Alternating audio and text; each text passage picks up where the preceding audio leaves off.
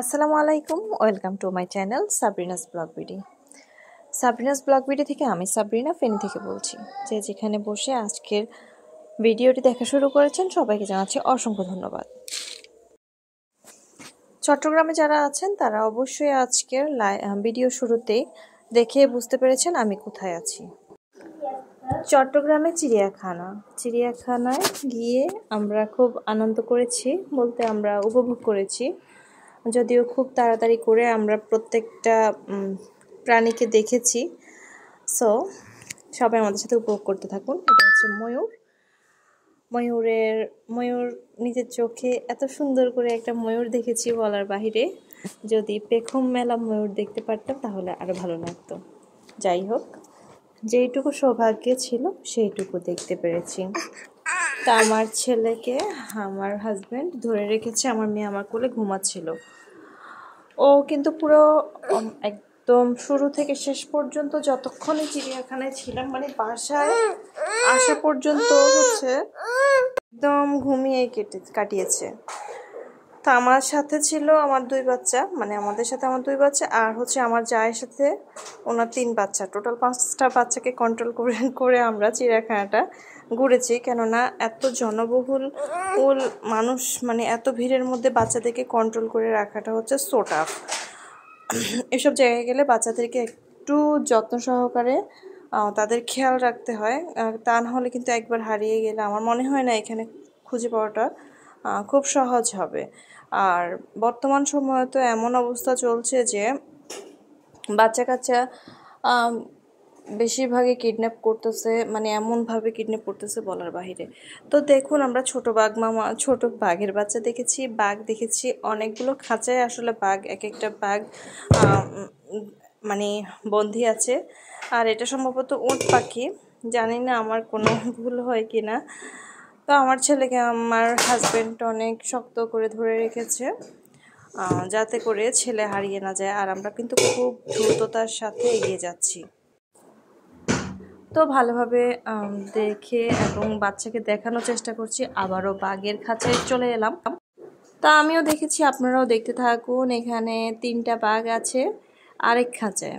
তো এই সময় আমার হাজব্যান্ড আমাকে একবার বলছিল যদি এখান থেকে একটা বাঘ ছুটে যায়, তা আমি বলি যে হয়েছে, আমি তাহলে দিমু দৌড়, কোন দিকে দৌড় দিমু জানি না, তবে বাঘে খাইয়ে ফেলবে। অবস্থা খারাপ, ভয়, মানে ওর কথাটা শুনে আমার কাছে হঠাৎ করে ভয় লাগছে যে একটা যে বাঘ যদি এখান থেকে ছেড়ে দেয় কী অবস্থা হবে। তা আমি তো ভয় শেষ। তো যাই হোক, পরবর্তী ধাপে এগিয়ে যাচ্ছি। অনেক কিছু আসলে শ্যুট করা হয়নি, অনেক কিছু শ্যুট করা হয়েছে। প্রত্যেকটার সাথে হয়তো আমি ভালোভাবে আপনাদেরকে ইন্ট্রোডাকশন করাতে পারবো না। সবাই মোটামুটি পশু পাখি চিনেন। তো এটা হচ্ছিল সাপের খাঁচা, সম্ভবত আমরা পার হয়ে চলে যাচ্ছি। ঘুরে ঘুরে দেখা হয়েছে, হ্যাঁ এটা পুরোটাই সাপের খাঁচা ছিল। আর এদিকে ছিল জেব্রা। তো একটুখানি শ্যুট করেছি, লাস্টও আবার দেখাবো জেব্রা। অনেক ভালো লাগছিল ডোরাকাটা জেব্রাটা দেখতে, কিন্তু খুবই দারুণ লাগছিল। আর এদিকে সাপ, বড় বড় সাপ একদম ঘুমিয়ে আছে, অজগর সাপ, আরও অনেক কিছু। তো এইদিকে আবার চট্টগ্রামের চিড়িয়াখানাটাতে একটা জিনিস ভালো লেগেছে, বাচ্চাদের জন্য কিছু রাইডার রেখেছে। তো বাচ্চারা অনেক উপভোগ করছে। এত এত এত পরিমাণে ভিড় ছিল শনিবার আমরা গিয়েছিলাম, প্রচুর পরিমাণে বাচ্চা কাচ্চা, কেউ খালি জায়গায় পাচ্ছিল না যে এখানে চড়ার মতো। তো এই যে আমাদের পিচ্চি পাচ্চিগুলা কি আর, তাদেরকে আর তর্স হয়েছে। যাই হোক, বাচ্চাদের জন্য এসেছি, বাচ্চারা আনন্দ করছে, এটাই আমাদের জন্য অনেক। তো এখান থেকে আমরা আবার চলে এলাম। এগুলো হচ্ছে কমন রাইডার, এগুলো যে কোনো পার্কে থাকে। তারপরও বাচ্চা মানুষ তো যেখানে যাবে সেখানে এগুলো চড়ার জন্য পাগল হয়ে যায়। এদিকে কুমির দেখলাম, ঘুমন্ত কুমির। একটা ছিল হচ্ছে সিমেন্টের কুমির। তো আমার ছেলেকে বলছিল উট পাখি, এটাও কি উট পাখি?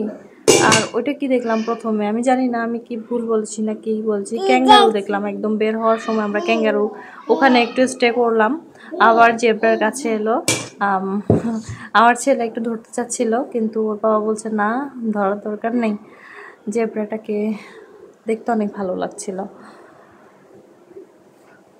তো যতটুকু পেরেছি আপনাদের সাথে শ্যুট করে দেখানোর চেষ্টা করেছি। কেমন লেগেছে অবশ্যই জানাবেন। আমি হয়তো অনেক সুন্দর করে ব্লগ করতে পারি না, অনেক সুন্দর করে উপস্থাপন করতে পারি না, তবে আমি চেষ্টা করি আমার সাধ্যমতো উপস্থাপন করার।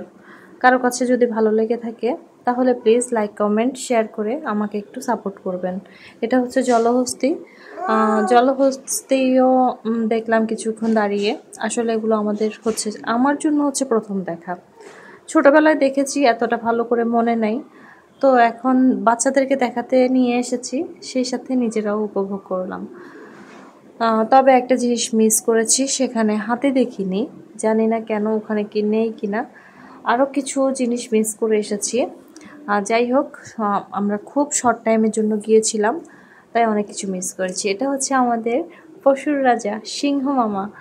সিংহ মামা ঘুমাচ্ছে আর খুব সুখ, একদম মানে এমনভাবে ঘুমাচ্ছে। আবদুল্লাহ বারবার লাফিয়ে লাফিয়ে দেখছিল, ওর দিকে একটু কানা চোখে তাকিয়েছে, তখন ওর বাবা বলছে দেখ তোকে দেখতেছে তো সিংহ মামা। আর এটা কি ঘোড়া নাকি আমি আসলে এক্সাক্ট জানি না। এটা হচ্ছে সজারু। আবার সাপের খাঁচার কাছে চলে এলাম। সাপ, অজগর সাপ, সম্ভবত অজগর সাপ হবে এটা। তো যাই হোক, অনেক কিছু দেখলাম, অনেক কিছু উপভোগ করলাম। সব কিছু হয়তো শেয়ার করতে পারিনি কিংবা ফুটিয়ে তুলতে না পারার জন্য আমি আন্তরিকভাবে দুঃখিত। তো আমার ছেলে তো এদিক থেকে ওই দিক চলে যাচ্ছে, ওর ভাইয়েরাও চলে যাচ্ছে। তো ওর বাবা অনেকবার ওকে কন্ট্রোল করার চেষ্টা করতেছে, কিছুক্ষণ ধরে রাখে, কিছুক্ষণ আবার দৌড় দেয়, এমনটাই করছিল। তো এদিকে অনেকগুলো হরিণ, ছোট ছোট, মানে দূর থেকে ছোট লাগছিল, আসলে ছোট না। যাই হোক, এদিকে আবার জেব্রাকে ক্রস করছিলাম, তা আবারও আমি শ্যুট করে নিলাম, কেননা আমার কাছে কেন জানি এটা ভালো লাগছিল। আর হচ্ছে যে শিয়াল দেখেছি এদিকে, এটা কি শকুন মনে হয়। আচ্ছা যাই হোক, এটা আমি ভালো করে শ্যুট করে নিয়ে, পাশে পাখি ছিল, পাখিটাকে ভালো করে দেখেছি, এটা অনেক ভালো লাগছিল। আর এর আশেপাশে 2 বা 3 বার আমি দাঁড়িয়েছি, অনেক মানুষও ছিল। যখন একটু খালি ছিল তখন আমি শ্যুট করেছি। আর এটা হচ্ছে সাদা টিয়া পাখি। সাদা টিয়া পাখি আমি কখনো দেখিনি। সাদা টিয়া পাখিটাকে নিজ চোখে দেখলাম। আর নিচে আরেকটা টিয়া পাখি বসে আছে, অনেক কিউট মাশাআল্লাহ। পাখি মানে পাখি বলতেই আমার কাছে খুব ভালো লাগে।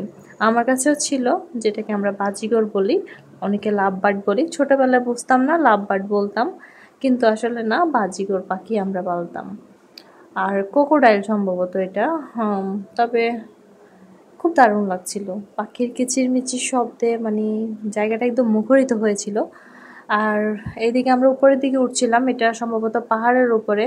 তো আমরা অর্ধেক গিয়ে পরে একদম স্টপ হয়ে গিয়েছি, এত দূর পর্যন্ত ওঠা আমাদের সম্ভব হবে না, আমাদের টাইম খুব সীমিত ছিল। আমরা আবার সন্ধ্যার আগে বাসে ফিরতে হবে, সেই জন্য আর উপরে উঠিনি।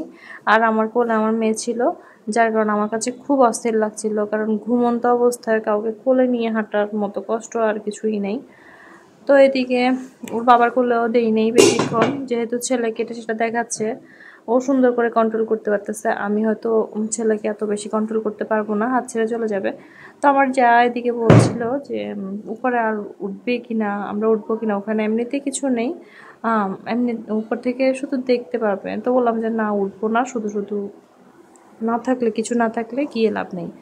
তো আমরা ব্যাক করতেছি, নিচের দিকে নামতেছি। আর এদিকে আমার জায়ের ছেলে একদম উপরে উঠে গিয়েছিল, পরে ওকে আমরা ডাকলাম, ডাকার পরে ওখান থেকে নেমে এসেছে। এরপর আমরা আবার নিচের দিকে চলে যাচ্ছি। নিচে নামতে তো অনেক ভালো লাগতেছিল, ভিউটা অনেক সুন্দর লাগতেছিল, কিন্তু উপরে উঠাটা মনে হয় খুব কষ্ট হয়ে যাচ্ছিল। তো যাই হোক, আর উপরের দিকে উঠলাম না, যদি কখনো আবার ভাগ্যে থাকে আমরা আবার যাব ইনশাল্লাহ। উপরের ভিউটা অবশ্যই দেখে আসব, উপর থেকে কেমন লাগে সেটাও দেখব।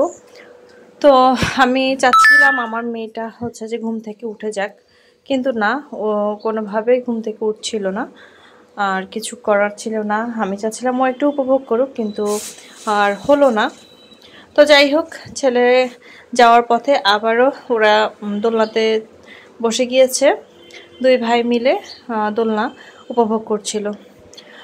তো বাচ্চাদের জন্য এসেছে, বাচ্চারা একটু উপভোগ করেছে, মজা করেছে, এতে আমরা খুশি। তো কার কেমন লেগেছে অবশ্যই জানাতে ভুলবেন না। আজকে এ পর্যন্ত, সবাই ভালো থাকবেন। ফিরে আসবো নতুন কোনো ব্লগ নিয়ে। তবে আমি চট্টগ্রামে গিয়ে মিস করেছিলাম এটাই যে আমি আমার স্নেহা মুহুরী ছোটো বোন বুড়িটাকে আমি বুড়ির সাথে আমি দেখা করতে পারিনি। আমার সবচেয়ে খারাপ লাগার মুহূর্ত ছিল এটাই যে আমি ওর এত কাছে গিয়েও ওর সাথে আমি দেখা করতে পারিনি। তো আজকে এখানেই সমাপ্তি। আসসালামু আলাইকুম।